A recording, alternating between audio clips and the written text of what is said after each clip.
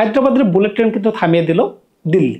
দেখেন তারা যদি প্রত্যেকদিন চিন্তা করে যে না আমরা 250-এর উপরে রান করব, এটা কিন্তু হবে না। আপনি যদি ক্রিকেটের বাইরের রুলস চিন্তা করেন তাহলে কিন্তু আপনি ট্রেন থেকে পড়ে যাবেন বা লাইনচ্যুত হয়ে যাবেন, যেটি কিন্তু দিল্লি আজকে করিয়ে দিয়েছে সানরাইজ হায়দ্রাবাদকে। সানরাইজ হায়দ্রাবাদ প্রথম ম্যাচে 266 রান করেছিল, 266, এর পরবর্তী ম্যাচে 190, আজকে দেখেন 160।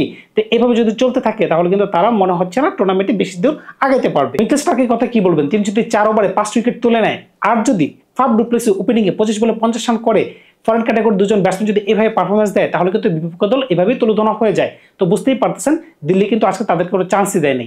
তারা কিন্তু 7 উইকেট হাতে রেখে এবং 24 বল হাতে রেখে 164 রান চেস করে ফেলে।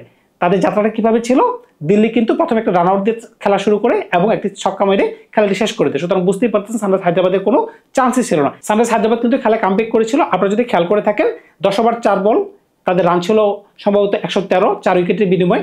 ওইখান থেকে যদি তারা একটু পার্টনারশিপটাকে আরেকটু লেন্দি করতে পারতো, তখন যদি ক্লাসেন যদি ওই ধরনের মারমুখী আচরণ না হতো, তখন কিন্তু তারা 200+ রান করতে পারতো। কিন্তু যে লোভে পাপ পাপে মৃত্যু, এই জিনিসটাই করছে। অতিরিক্ত রান করার তো প্রয়োজন নাই। আপনি ম্যাচ উইনিং স্কোর করেন, আপনারা যে ধরনের রান করতে চাইতেছেন এতে করে কিন্তু আপনারা পারতেছেন না। দেখেন এতে করে কি হলো, দিন শেষে কিন্তু আপনাদের খাতায় পরাজয়ের একটি লিস্ট এল যোগ হয়ে গেল যে আপনারা লুজার, কিন্তু আপনাদের খাতায় কিন্তু একটা ডাব্লু যোগ হতে পারতো যে আপনারা উইন হয়েছেন। কিন্তু আপনারা কিন্তু নিজেদেরকে নিজেরাই অপরাধী, এখানে কাউকে আপনারা দোষ দিতে পারবেন না। ক্লাসেন যেভাবে আউট হয়েছেন, ট্রাভার্সার যেভাবে আউট হয়েছেন, এরকম তো ভাই খেলার নিয়ম না। আপনাদেরকে ধরে সে খেলতে হবে। আপনারা যদি ক্রিকেটের রুলসটাকে বদলে দিতে চান, ক্রিকেট কি বলে, প্রথমে আপনাদের উইকেট রাখতে হবে, পরে আপনাদেরকে মারধর করে খেলতে হবে। আপনি যদি টেস্ট ম্যাচ একদিনে জয়লাভ করতে চান তাহলে আপনাকে কি করতে হবে, বিধ্বংসী পিচ বানাতে হবে এবং একদিনে 40 উইকেট পড়ে যেতে হবে। আদারওয়াইজ তো কোনো সলিউশন নাই। টি-20 ফরম্যাটে আপনি যদি মনে করেন যে প্রথম থেকে মারবো, হ্যাঁ মারা যায় যদি উইকেট আপনার পক্ষে থাকে। উইকেট আপনার পক্ষে থাকে মানে হচ্ছে আপনার উইকেট যদি আপনি লুজ না করেন। যেহেতু আপনি উইকেট পড়ে যাচ্ছে, আপনাকে কি করতে হবে, আপনাকে 4-5 ওভার সময় দিতে হবে। আপনি যদি 5 ওভারে 40 রানও করতেন বা 30 রানও করতেন, কিন্তু আপনি কিন্তু একটা লাস্টে একটা মোমেন্টাম তৈরি করতে পারতেন বিগ শট খেলার জন্য। তখনও কিন্তু প্লেয়ার আপনাদের কাছে মজুদ ছিল, কিন্তু যেই আসতেছে সেই মারতেছে। এতে করে কি হবে, সানরাইজ হায়দ্রাবাদে প্যাট কামিন্সকে কিন্তু আর নেক্সট আইপিএলে দেখাই যাবে না। ক্যাপ্টেন তো দূরের কথা, তাকে রিটার্নই করবে না।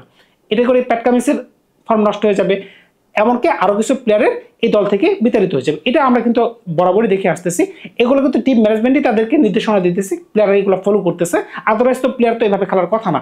দলের মালিক যদি তাদেরকে ওই দিক নির্দেশনা না দেয় তাহলে কিন্তু প্লেয়াররা এভাবে খেলবে না। অনিকেত বর্মা আজকে যে ধরনের একটি ইনিংস খেলেছে 70 রানের উপরে, সেই সাথে ক্লাসেনের যে একটা পার্টনারশিপ হয়েছিল, তারা যদি আর বেশি না 4 থেকে 5টা ওভার একটু কন্টিনিউ করতে পারতো, তাইলে হায়দ্রাবাদের আজকে এই পরিণতিটা নাও হতে পারতো, আবার হইতেও পারতো। কারণ হচ্ছে দিল্লি কিন্তু সুপার ফর্মে রয়েছে, দিল্লি 2টা থেকে কিন্তু 2টাই জয়লাভ করছে। সুতরাং বুঝতেই পারতেছে দিল্লি কিন্তু এবার হট ফেভারিট। দিল্লির বোলিং যদি আপনারা খেয়াল করে থাকেন তাহলে শুধুমাত্র 2জন বলারের কথা এখানে উল্লেখযোগ্য। এক হচ্ছে মিচেল স্টার্ক 5টি উইকেট, আরেক হচ্ছেন কুলদীপ যাদব 3টি উইকেট। একজন বলার আর 2জন বলার যদি 5 আর 3 উইকেট নেয় তাহলে বিপক্ষ দল তো এমনিতেই শেষ। দিল্লির বলাররা যে ধরনের ছন্দে রয়েছে, ব্যাটসম্যানরা কিন্তু ছন্দে চলে গেছে। আপনি জেক ফ্রেজার ম্যাকগ্রাথ বলেন, ফাফ ডু প্লেসি বলেন, অভিষেক পুরীর বলেন, স্টার্কস বলেন, সবাই কিন্তু ছন্দে চলে আসে। তারপরে কিন্তু ভুলে যাবেন না কিন্তু অক্ষর প্যাটেলের কথা, তিনি কিন্তু চ্যাম্পিয়ন্স ট্রফি থেকে দুর্দান্ত ফর্মে রয়েছেন। সুতরাং এবার কিন্তু তার এই দলটিকে কিন্তু আপনাদেরকে চোখে রাখতে হবে। টপ অফ দ্য টেবিল কিন্তু তারা এমনিতেই আছে। তো যে কোনো দল তাদের সাথে খেলতে গেলে কিন্তু এবার তাদেরকে একটা হিসাব বিকাশ করে খেলতে হবে। ফাফ ডু প্লেসিকে তারা যে বেস্ট প্রাইসে কিনছে, কেএল রাহুলকে যে ধরনের কম দামে কিনছে, তখন কিন্তু তারা একটু মানে আগাই গেছে। কিভাবে আগাই গেছে, মানে অন্যান্য দল যেখানে অনেক টাকা খরচ করে ঋষভ পান্তকে কিনছে, দেখেন পারফরমেন্স একদম 0। কিন্তু দেখেন কেএল রাহুল আছে 5 বলে 15, ইন্টেনশনগুলো দেখেন, শটগুলো দেখেন একদম ক্লাসিক্যাল শট ছিল। তো দিন শেষে আমি বলতে চাই সানরাইজ হায়দ্রাবাদে খেলার প্যাটার্নটাকে পাল্টাতে হবে। আদারওয়াইজ তারা বড় ম্যাচে বা সামনের যে ম্যাচগুলো হবে তারা এইভাবেই ফল করে যাবে।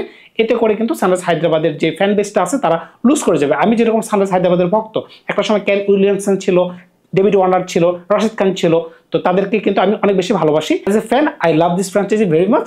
তো আমি বলতে চাই তাদেরকে এতটুকু সাজেশন দিতে চাই, তারা যদি প্যাটার্নটা চেঞ্জ না করে তারা কিন্তু ক্রিকেট থেকে ছিটকে যাবে। ক্রিকেট থেকে ছিটকে যাবে মানে টুর্নামেন্ট থেকে ছিটকে যাবে। তো ধন্যবাদ সবাইকে, ভালো থাকবেন আপনারা।